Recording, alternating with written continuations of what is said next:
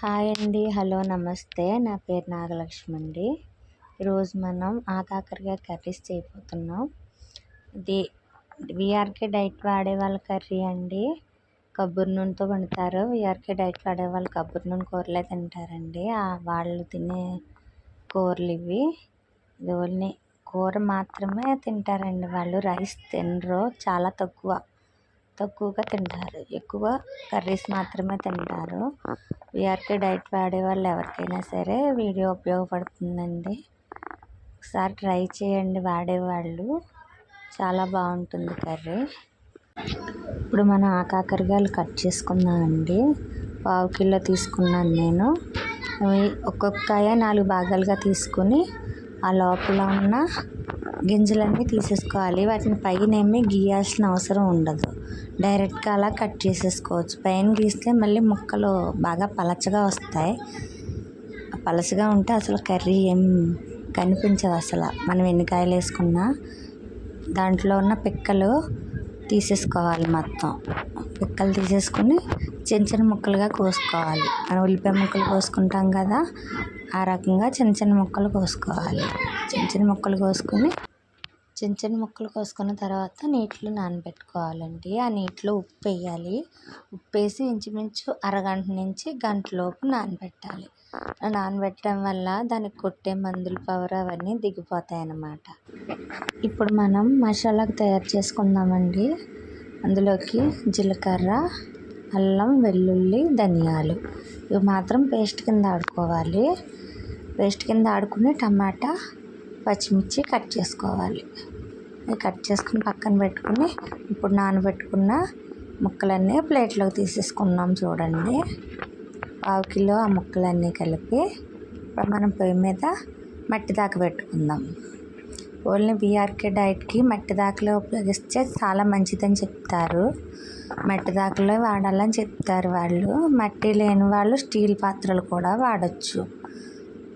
మనం కొబ్బరి నూనె కొంచెం వేసుకుందాం. చాలా తక్కువే వాడతారు. ఇది కొంచెం వేసుకున్నా మా ముక్కలన్నీ వేగిపోతాయి. ఎక్కువ వేయక్కర్లేదు. కొబ్బరి నూనె అయినా సరే అండి, కొంచెం వేస్తే సరిపోతాయి. మామూలుగా అయితే మనం మంచి నూనె ఎక్కువ వేసుకుంటాం. ఇలాంటి కూరలకి ఇంచుమించు 50 ml వేసుకుంటే కానీ మనకు అవ్వదండి. అది డైట్ నూనె అయితే ఓన్లీ 10 నుంచి 20 ml అయితే సరిపోతాయి. ఫస్ట్ జీలకర్ర, పచ్చిమిరకాయలు వేసుకోవాలి. అవి వేగిన తర్వాత మనం కాకరకాయ ముక్కలు వేసుకోవాలి. మనకి మట్టి పాత్రలో వంట చాలా రుచిగా ఉంటుందండి. సిమ్లో పెట్టుకుని వండుకుంటే.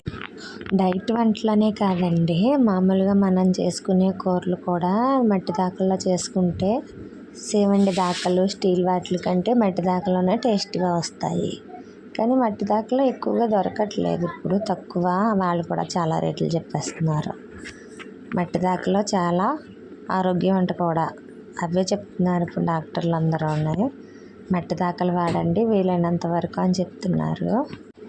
ఇందులో మనం ఉప్పు తక్కువ వేసుకోవాలండి, ఎక్కువ వేసుకోకూడదు. ఎందుకంటే ఆల్రెడీ మన ముక్కలన్నీ ఉప్పు వేసి నానబెట్టాం, అందుకని తక్కువ వేసుకోవాలి. ఆ ముక్కలన్నీ కొంచెం వేగిన తర్వాత మధ్యలో కొద్దిగా పసుపు కూడా యాడ్ చేసుకోవాలి. కొద్దిగా, ఎక్కువ అవసరం లేదు. ఇందులో కారం అది వేయరండి. టమాటా మసాలా మాత్రమే వేసుకుంటాం. గరం మసాలా అంటే గరం మసాలా కాదు.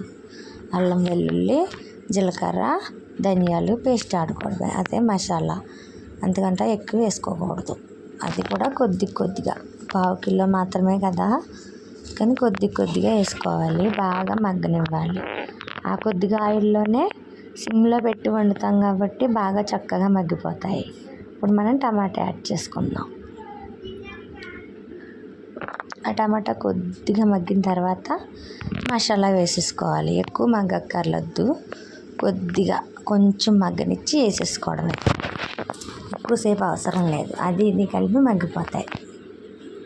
మసాలా టమాటా మగ్గిపోతాయి. అవి కొంచెం మగ్గిన తర్వాత మనం వాటర్ యాడ్ చేసుకోవాలన్నమాట. వాటర్ కూడా ఎక్కువ కాదు, ఎక్కువ అవసరం లేదు.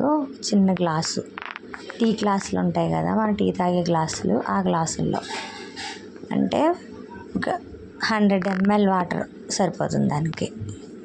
100 ml వాటర్ వేసుకుంటే లేదా 150 ml వాటర్ అంతా అయిపోయిన తర్వాత మనం కావాలంటే ఇందులో పుదీనా యాడ్ చేసుకోవచ్చు. పుదీనా మన స్మెల్ ఎంతవరకు వేసుకుంటామో అంతవరకు, అంతే అండి. చూడండి అయిపోయిన దగ్గరికి. Thank you.